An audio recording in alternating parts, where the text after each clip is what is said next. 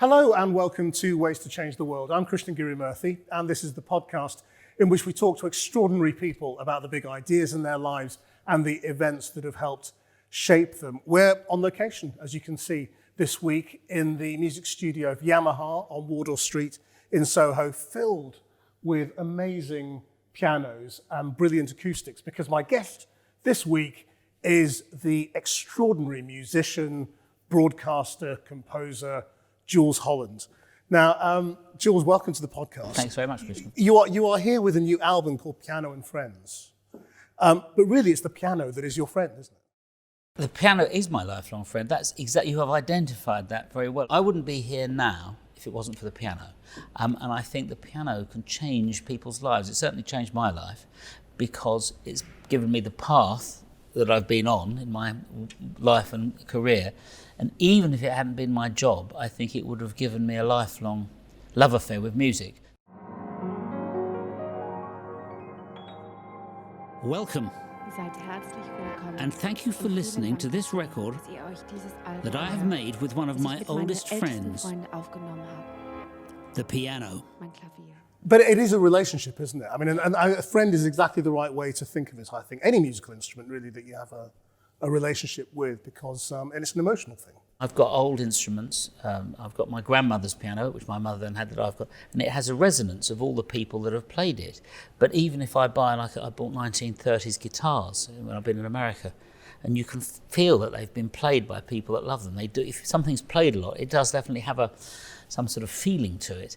And the more you play the instrument, the more it becomes sort of your friend. Sometimes I go to places where we don't take our own piano, and before playing them, or on a TV show, I have to make friends with the piano. Like this one here, we sat down and I haven't really sort of got the measure of it to see if it's my friend or not. Do you want to make friends? Yeah, I'm not quite sure. You need to sort of play it softly, not shock it too much, and then sometimes you need to give it a bash. But of course, that is the great thing about it, the piano, because it is a dynamic instrument. And that means that the softer you hit the notes, and the harder you hit it, the louder it gets.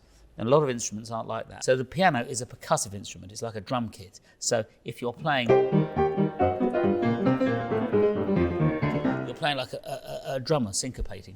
So the piano really is not only a marvellous thing, but the best friend you could have, because it contains all of this. And because this is dynamic and percussive, I'm a very bad piano player, but I definitely have a relationship with piano, because I always used to say I would take everything out on it.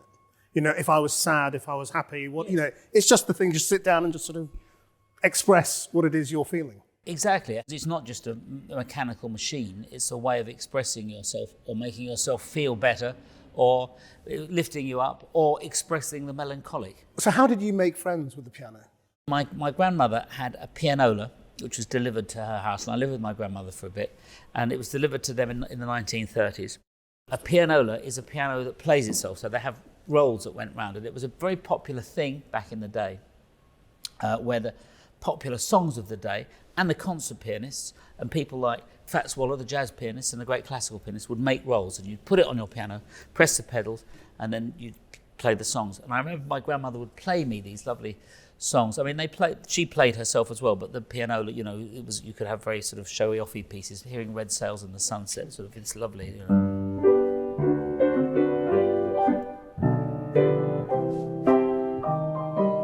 And it would just have this lovely tone. It was like, even then I sensed I'd been sort of thrust back into the 1930s. And the piano had also survived the Blitz, and where the house had been blitzed, and the outside case had been blackened, and the inside of the lid was still shiny. It had quite a turbulent sort of history in that life. And in her front room, I then picked up my uncle and my mother played a bit of boogie-woogie piano with this sort of... And when I heard that, I thought, wait a minute, what's this? This is really exciting. And I must have been, I suppose, about 6 or 7, something like that. And once I picked up on that, I became obsessed and would just play the piano all the time. And I think the thing that I learned then, or looking back, that I realised, is that the way to learn something is by playing whatever you love. You've got to play what you love, and then you can.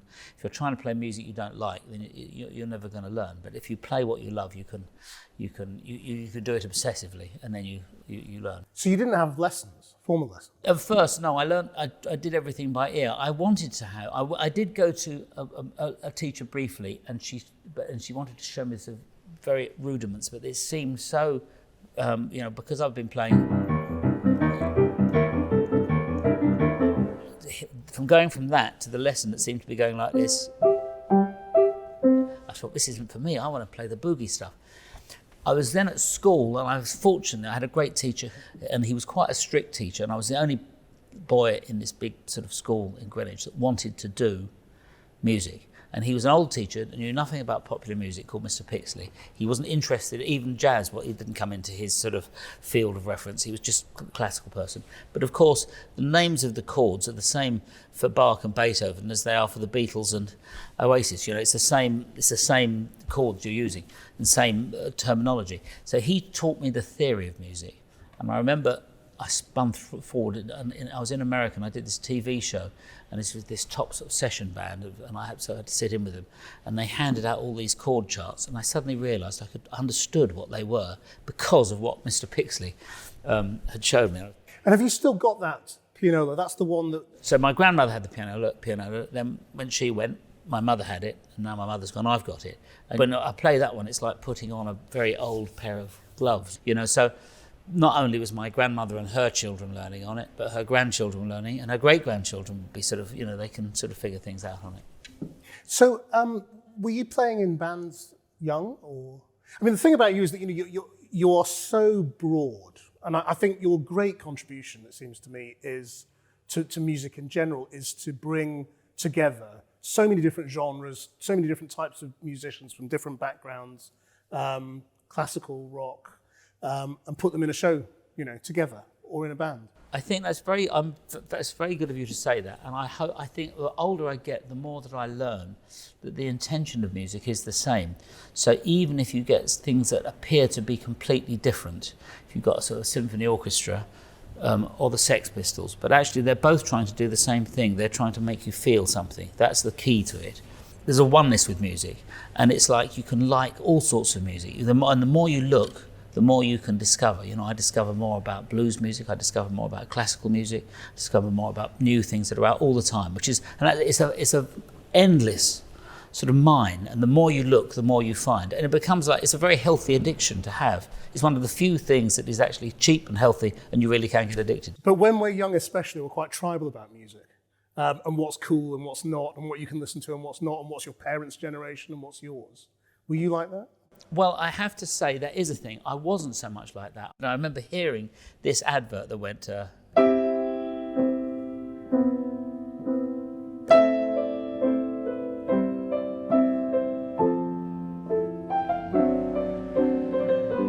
I'm thinking, what is that music? I don't want a cigar, but what is that music? And at the same time, I'd hear Paul McCartney playing Lady Madonna, thinking, what's that?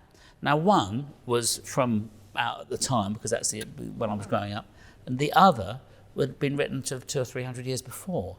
But it didn't matter. So I realised, I sort of had an inner realisation that whether a piece of music was 5 minutes old or 500 years old, it didn't really matter. It was the effect that it had on you. So did you listen to classical music as a young yeah, person and jazz? I listened to classical music, jazz, and the pop music at the time. I mean, I was sort of absorbing everything, really. I mean, it's not like you're going to like everything. You have to sort of hone it down. And I think that you hone it down with artists you like often. I mean, I was growing up listening to the piano, so I was trying to figure who's kind of a great piano player to listen to. I was listening to the Jazzers, I was listening to Jerry Lee Lewis, I'm listening to all sorts of people, anybody that would get me excited, And I think that you realise that there's a certain oneness, but this thing, the piano, everybody plays it in a completely different way. I mean, I've just done a record with all these different people, and a lot of them are duets where the piano is the friend to the saxophone, the trombone, and the guitar. And we've got some of the, and the organ, some of the greatest players in the world to come and make instrumentals, and some of them are piano duets. And you realise when somebody sits at the piano, they make it sound completely different. So when you do something with Jamie Cullum, his sort of rhythmic way and jazzy ways are unbelievable. But it's the complete opposite of, say, Lang Lang. But they're just both brilliant, you know. But Lang Lang, as an example, you know, where I was talking about me playing boogie woogie by ear when I'm first learning and getting excited by that, I said to him, "Oh, you're really good at, lovely, you play Bach so beautifully." I said, "When did you first play that then?" "When I was 4 years old." I thought, "Oh, 4 years old." He said, "That's when I won the Bach competition." He's just incredible. He's an amazing, but what he does, we play a duet on it, which was only possible because of the lockdown, I think.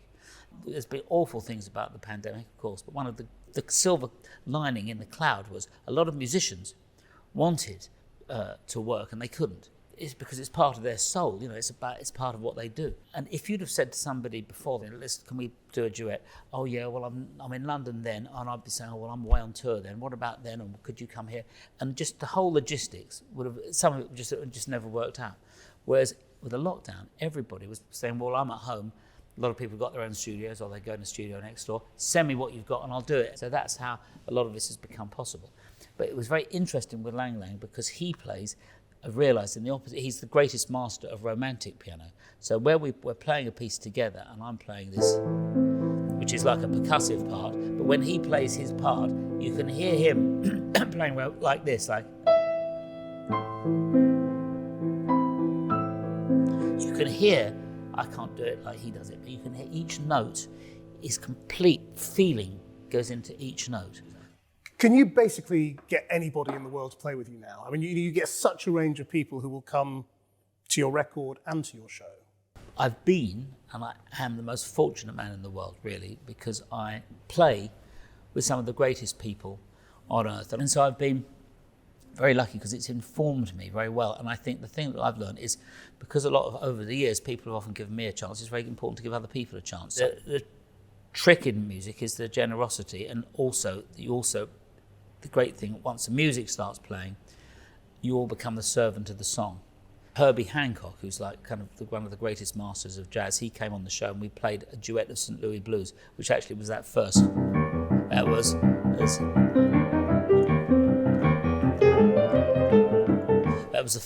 was the first thing I learned. And he said, "Let's do a duet of that." And he does it in a completely different styling. And he's like one of the greatest masters of jazz piano. And so, you know, am I in awe of him? Yes.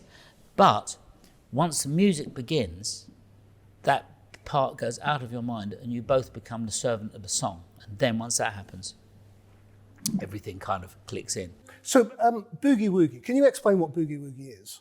Well, it's a bit like, I think when somebody said to Fat Swallow, "Could you explain what syncopation was?" And he said, "Lady, if you've got to ask, you're never going to know." But boogie woogie piano is, you know, it has, you have a sort of a left hand,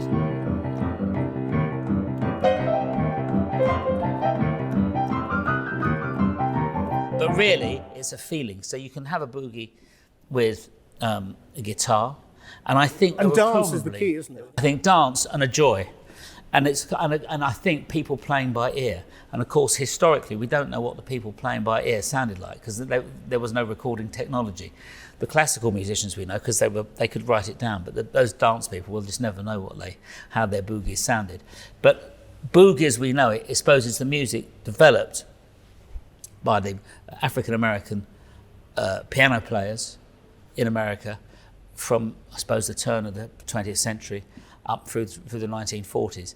And a lot of the people that played it, they were really fantastic piano players who happened to be able to develop this sound as well. But it gave birth really to, you know, that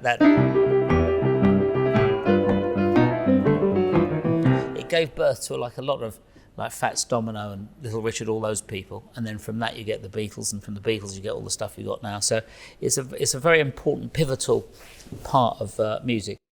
So go back to being, you know, a young man, and you're basically becoming a rock star. And tell me how you joined the band, and how you managed to get boogie woogie into sort of 70s rock. First, you know, I'd learned I'd learned the boogie piano, and with the people in Squeeze, with Glenn Tilbrook and Chris, we used to go in little pubs, and we'd play the pop songs of the day, and we all liked rock and roll music, so we play a bit of that, and I'd play a bit of boogie woogie piano, and that would go down with the people, and we were getting 10 quid a night, and that seemed fantastic, and we were all sort of 16, 17. And then when the punk thing came along, we made a record, and I remember on the first punk record, there was an old man called Adam who used to play in the local pub, and I remember he used to start with this, and then he'd go, oi! And then they'd all sing a sort of a sing-along song as they used to. And I remember on the first Squeeze record, I think it was Cat on the Wall, I put a bit of that in, and one of the reviewers said, he's invented punk piano. And I thought, oh, great. All I'd done actually was quote old Adam from the pub. So you're on this trajectory, and Squeeze is doing really well, lots of hits, but then you left. Why? Well, yeah, I love the music, but I did think, and I was 22 or something, 23, I don't know, and I just felt I wanted to do my own music. And I think it becomes a part of you that you think you just want to play really your own thing, whether it works or not. You have to put your hand up and have a go, I think. You can just be quiet and sort of make a quiet living playing other people's music, which can be great as well, which I do as well. I play other people's things. But sometimes it gets to a point where you think, no, I just really want to play my own things now. So then we get to TV. So how did TV happen? Because, I mean, my first memory of you is on the Tube, of course, as, one of the Channel 4 pioneers. Well, thank you. Yes, I suppose that was my beginning, my big break in television. Actually, it really came about because I was managed by a man called Miles Copeland, who also managed the Police, and they were making a record in Montserrat, and he said they want a film doing about them for the BBC. But he said, you should do it because you're funny. When you go on stage, sometimes you're funny, and as well as he said, and they might want some piano playing on their record. But so if you're there, you can just anyway. Okay. So we get out to Montserrat. It's amazing, tropical paradise, and we made this little film about them. And the film was shown on the BBC at Christmas. I remember Sting saying, he said, I think you've got a new career in doing this, So you think so? And he's sort of right, because not long after that, the Channel 4 wanted to make a new music programme, which was the Tube, and it was going to go at 5:30. It's 5:30, we're live, it's Friday, the pubs are open, off we go, And so the Tube launched and was quite a thing, and it had some great music, and it was genuinely, for the first time ever, it was genuinely sort of edgy, because it was live, it could have anything on, and before that, the music had been quite, the way it was on television was quite journalistic and treated quite earnestly, but it was a bit like punk television. It was genuinely quite chaotic, and nobody really knew what was going to happen, but that was all right. And it turned out that the edgiest thing at the beginning turned out to be you swearing. Well, that was the end, actually, because I got chucked off because of that.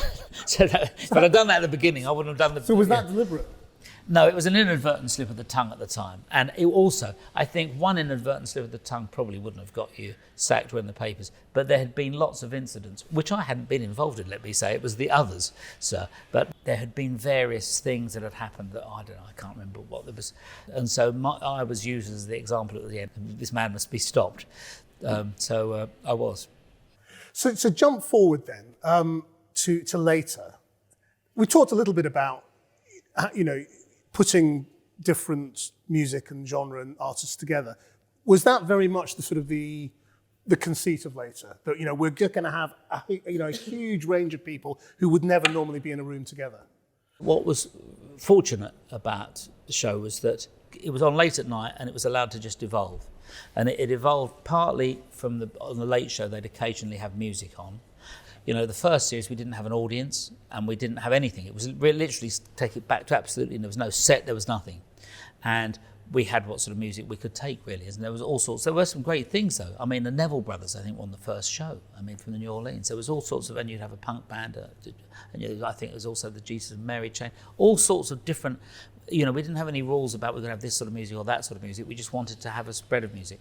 And then it evolved into having an audience, to deliberately having on music that didn't have a home elsewhere. So as well as wanting to have Adele on and having Adele on, which is fantastic, it's important to have people like the Buena Vista Social Club or folk artists or jazz artists and world music artists who didn't have a home elsewhere on television. So it was mixing all of those things together. And that was almost the pleasure of it, is each week was trying to get one of each thing. You wanted a great legend from the past, you wanted some huge star of today, you wanted an upcoming group, you wanted a brand new group, you wanted somebody from a world that you didn't normally see.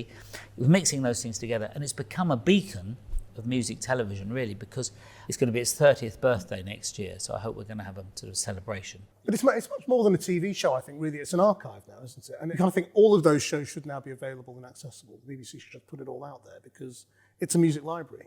Yes. Of amazing performances. Well, it's an incredible music library, and I mean, in the lockdown, of course, you've utilised that, and we will get back to doing the show properly because, of course, you have to keep building the archive up. The other thing is that the more people watch it around the world after the event, it's a beacon for British broadcasting, it really is.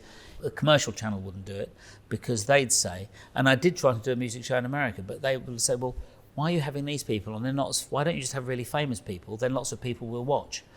You said, yeah, well, if you just have really famous people, you're going to exclude some of the people that are really good. Well, if they're good, why aren't they really famous? You know, it goes around like that. Whereas a public broadcaster, it's their job to educate, entertain and inform, and that's what this does. Are you a bit alarmed by the way music is treated in the mass media, you know, other than your show? I mean... Somebody says, oh, they're going to do another show, they're going to have another music show. Does that worry you? It makes me really happy. The more music shows there are, the better it is for music. There's enough great things where you could fill them up all the time.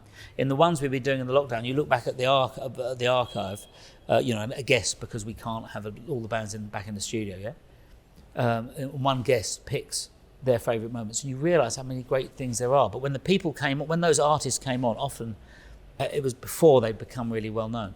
So it's really important to keep building the archive up and keep building and recording new things, because there aren't any other shows that do it. I wish there were, but there aren't. Well, that's what I mean. You know, there aren't any shows like yours, and music on TV tends to either be talent shows or sort of very successful artists performing guest spots on chat shows.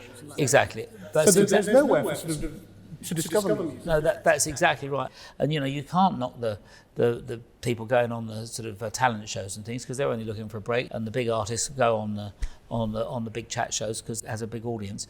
But in all of that, there's not really a place for boogie woogie or punk. Or jazz. They all fit in this niche world. But there is, in people's lives really, people now are much broader in what they listen to and less tribal in what they listen to, and much more open-minded than I think they were a long time ago. And do you think that's partly because of accessibility, streamers? And I think it's partly it's because of the accessibility, and also because I think people hear their music in a different way. They might hear Nina Simone because they've heard her singing on an advert. So then they'll go into Nina Simone, and then they'll discover. Yeah, that's right. You know, they hear Nina Simone in an advert, and they go, "Oh, I'll put Nina Simone on," and that leads you. Oh, she's doing a Duke Ellington song. Might lead you to Duke Ellington. So suddenly, before you know it, because you've heard an advert, you're suddenly discovering the world of jazz. You know, like I heard Bach. Suddenly I became a bit of a Bach obsessive. And do you have, is there music that you have on the show that you don't like? I mean, I find, you know, I interview musicians quite a lot, and they may not be people I would initially have thought of as stuff I liked, but as soon as I listen to it before meeting them, I find something in it. So I very rarely ever find a musician who I kind of think, I don't like any of that. Yeah, no, I don't think there's always something. I mean, also, if somebody's on our show, we don't have people that are completely unknown. We have people, even the new people, who've got their own following. They'll have had a record out. They've got to that level. And I think anybody who's got to that will have something interesting in there. But there are certain things that really get your heart or really make you want to dance. Yeah. So now you've written a lot of this new record, haven't you? I've written quite a bit of it, and the reason is because I'm sitting at the piano, and so what comes out is the piano, and it's me. And by sitting it all the time, different things come out, and constantly fiddling. It's a bit like working out what all the possibilities are, and new things come out. So how do you, when so much of what you do is improvised and just, you know, whatever happens, how do you find yourself writing something that you remember for a start? Well, for instance, there's one song on there, there's one piece on there called Morris Dance, and I was sitting at the piano, and I was thinking about Boogie Woogie, and I was thinking about a major scale. And you know, there are lots of combinations. It's like a strange sort of ancient riddle. There's lots of combinations of what you could play. And I was playing this left hand, which was this, which is really like a major scale thing, and then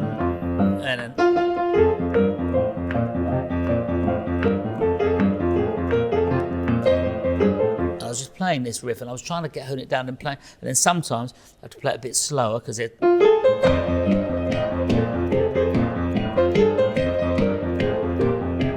And as you slowed it down, it suddenly starts to sit a bit, and I'm fiddling around with it. And I noticed my dog, who's called Morris, he's not a particularly brilliant dog, but I quite like him. He was sort of like dancing. I thought that's unbelievable. If it's making the dog dance, I must be getting. So I sort of tried to get the tempo dictated by Morris. So I called it Morris dance. Of course, it's not to do with the Morris dancing that we see in our popular village squares, which is marvellous in itself, but this is Morris dance. So it's by sitting at the piano and constantly sort of fiddling, really, and working and seeing where the hands fall. That's the one with Lang Lang is like, And so, like I say, where I'm playing something like a rhythm section, and he plays, but you can hear every note he's feeling with every fibre of his body what he's doing. The other experiment that we've done actually is with a dance producer called Moose T, and I did have this conversation with him, and he's based in Hanover, and he goes to Ibiza and plays to loads of people, and they're all like, he's one of the most popular people doing this sort of thing, and a legend in the dance world. And I was talking to him, I said, well, the thing is, when I play with my big band, we play boogie by the end of our set, and we do dances as well. And you've got to know how to make people dance. It's one of the keys in music, actually, to playing music. Can you make people dance? It's a really important thing. I said, why don't we try and mash it together? So he's got this thing where we've put this.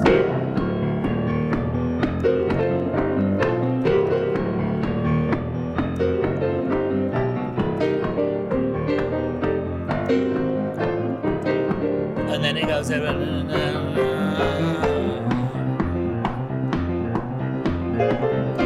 So you've put all this together, and my dream is that the people at my concerts will like it, because although it's moving into an Ibiza world, and I shall go into the Berghain or wherever it is in Berlin, and they'll all be dancing to it. But it's quite exhausting to play. Yeah. But I rather like, it's quite nice having a challenge like that, And there's other things, I've learned. I've been meeting some of the great artists. There's a duet with Dr John, which we recorded in the 80s. But he was great. He was really helpful to me, and would talk about all the different stuff in a philosophical way, and taught me a lot about music and the way to approach it.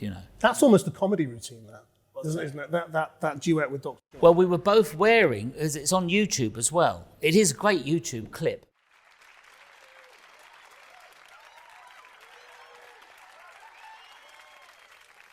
He did a record, and he was the sort of night tripper and the New Orleans gumbo king, funk, New Orleans funk, and fantastic piano player. And on the cover of one of his records, he wears that like he's the mayor of New Orleans, like sitting like this with his voodoo stick. And so I said, why don't we both wear the thing you're wearing with this sash and the top hat from that cover of your record, Gumbo, which we did. So, and also we thought we'd be like a pair of twins. And it was our tribute to Pete Johnson and Albert Ammons, who were the people who really invented that style of boogie-woogie piano.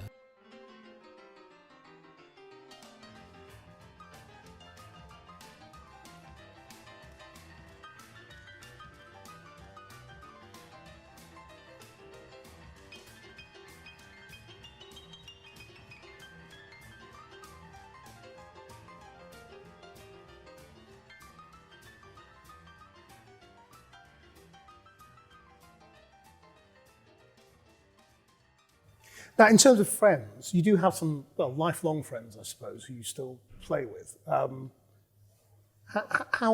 have those relationships happened and stayed with you? Ruby is one of my oldest friends, and I think it's because we just really both like the same music, and when we're playing, we don't really have to think about it. She's very modest. A lot of the music I write with her.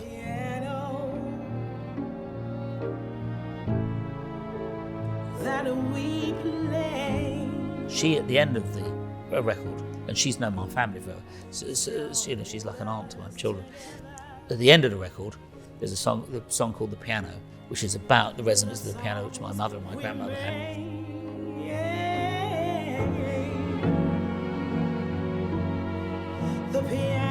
She sings it, and the way she sings it, she completely feels it. She was friends with my mother, and Yeah, she's I think one of the dearest people that there are, and she's very funny and can be. And you don't want to do anything to upset her.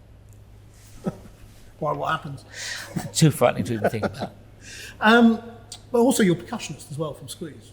Well, the drummer, and of course Gilson is the drummer from Squeeze. At the moment on tour, we've Gilson's with us, and Chris Difford, also from Squeeze, is doing stuff. Lulu's with us, but Gilson was my original big band. We used to, at the Edinburgh Festival in the sort of middle 80s, I would go out with just a piano and say, "Ladies and gentlemen, please welcome my big band to the stage."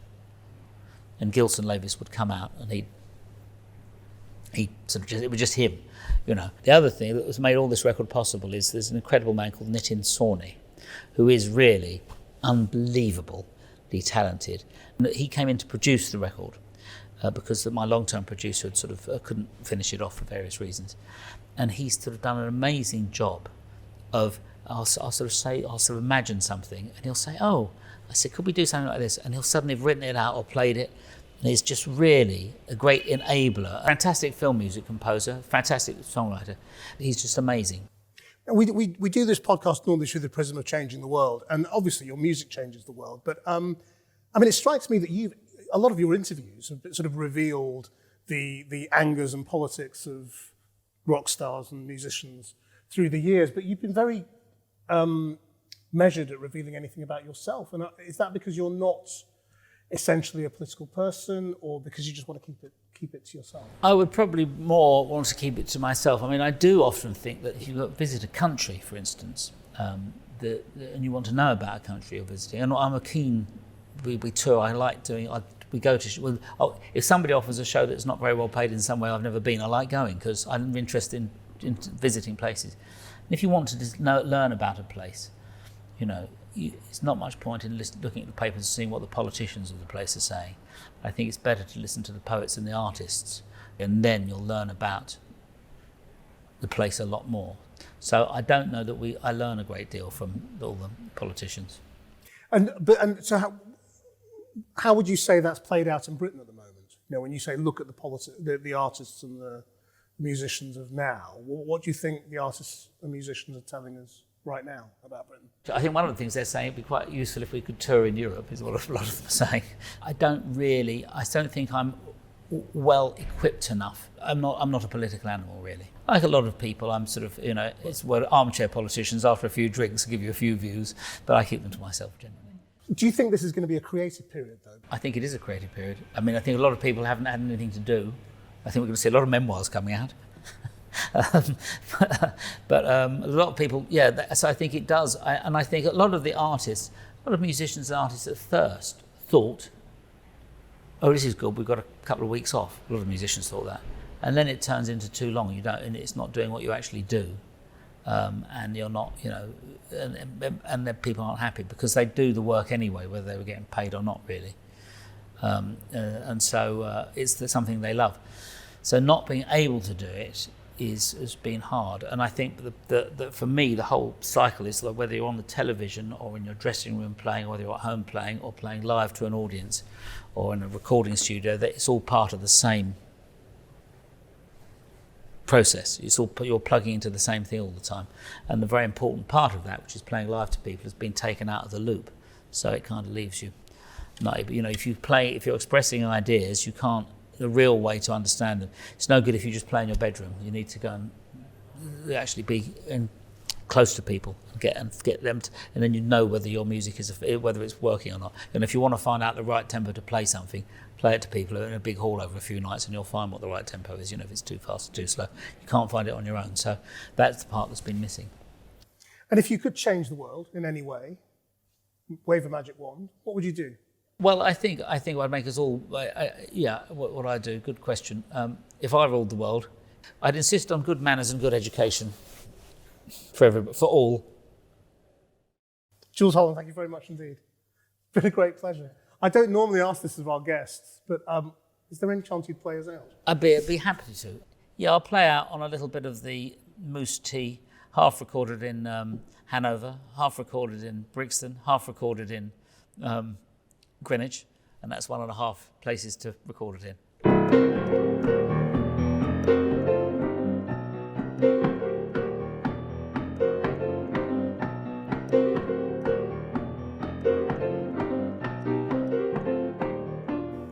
Our producer is Nina Hodgson. You can watch all of these interviews on the Channel 4 News YouTube channel. Until next time, bye-bye.